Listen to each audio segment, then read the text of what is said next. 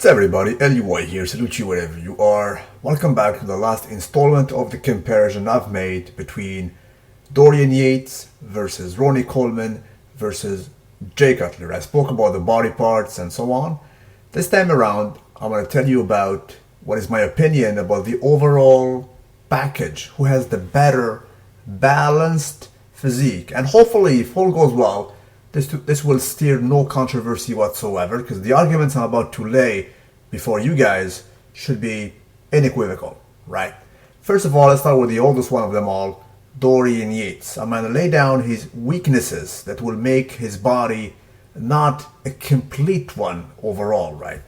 You will all agree that his biceps, even in his heydays, namely this picture right here in 1993, his biceps suck. By all measures. I'm going to try even to make it bigger for you guys if it is possible. There we go.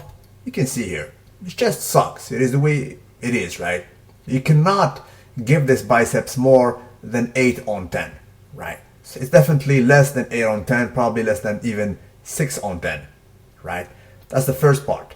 Also his legs. His legs were never a sight to be seen. You cannot find a single picture where there are layers of feathers and striations. I'm gonna show up another picture of what I'm saying here.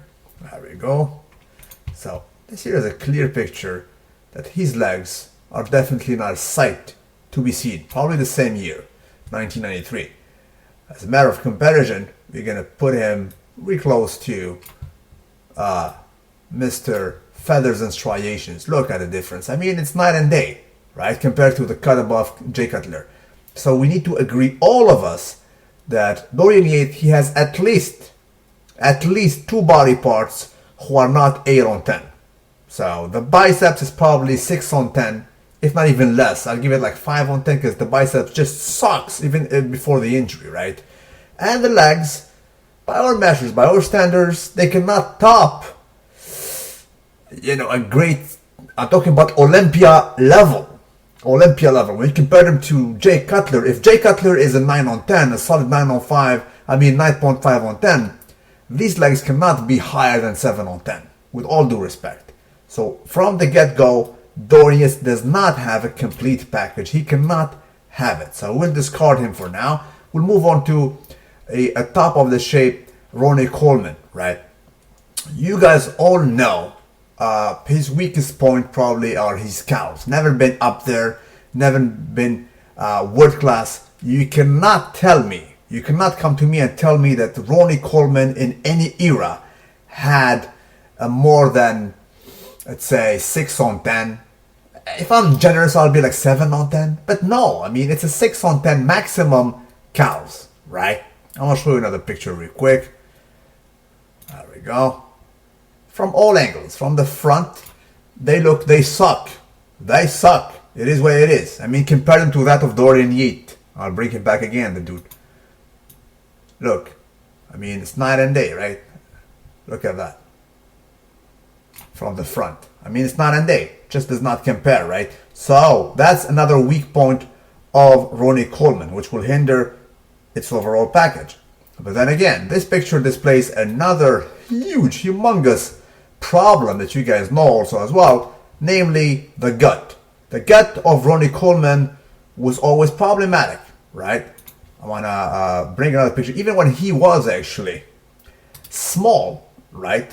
In the years I liked him better. Like in this picture right here, his midsection was not a sight to be seen, right? I'm going to bring another big picture of him doing another most muscular pose real quick. Here, he looks literally distended, right? With all due respect. I'm going to make it a little bit smaller, and then I'll bring another photo of his, of that era. I'm going to try to find a picture. I'm talking about Mr. Flex Wheeler, or even actually a dude in the 80s. This guy was called Brutal Bertil Fox. Right now, I think he's sitting in jail because they said he killed his girlfriend, as far as I know. Anyway, but when he does a most muscular pose, the midsection is solid. That's what I'm getting at, right? Now, let's go back to his foe of old, namely Mr. Flex Wheeler. I mean, Flex is, I mean, his physique just flows. Wow, look at the beauty of it all. I mean, look, when he does a most muscular pose, it just flows, right? I mean, it's just amazing. So, Ronnie Coleman, you need to agree, guys, that his calves and at least his midsection are weak, and these are definitely, most definitely rated less than 8 on 10, right? That you need to understand. Now, I'll move to the last guy, who is, of course, you guys guessed it, the winner of this overall package. I'm talking about the total package. When you break down his physique, you guys be my guest. Take your time. Go ahead and drink a Coke Zero, coffee, smoke a joint, and then come back to me. Just find me one body part that you can actually genuinely rate less than 8 on 10. One, not even two. One. What is it? Every body part he has is absolutely world class. I mean, break him down part by part.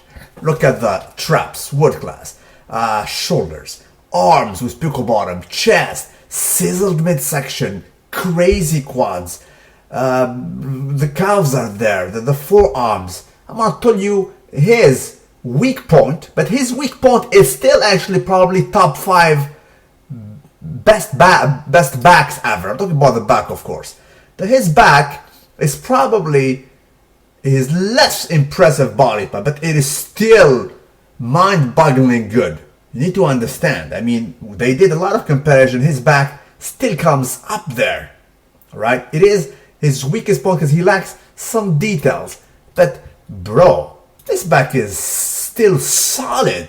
This back was wrecking Phil Heath all day and every day, bro. Bro, you gotta understand. So that supposed weak point is still marvelous by all measures. You can have it any day of the week. So it is definitely more than 8 on 10.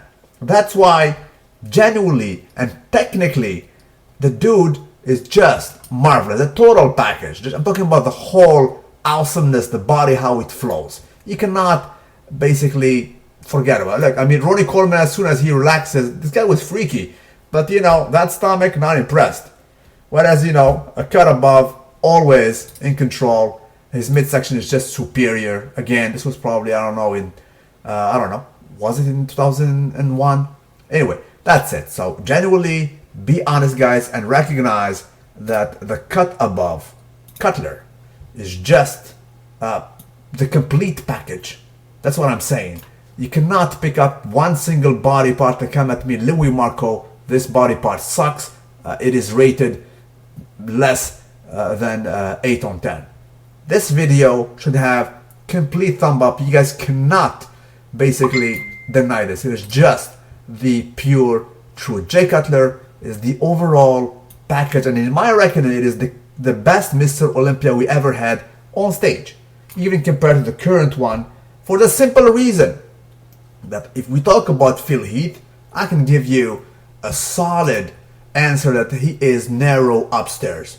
Admittedly, even him and his trainer admit that, whereas Jay Cutler does not have that weakness. So, Jay Cutler, you cannot find a weak point that will ding him less than 8 on 10. Salute you wherever you are. Don't forget to like the video and tell me what you think about it. All day and daily, bro.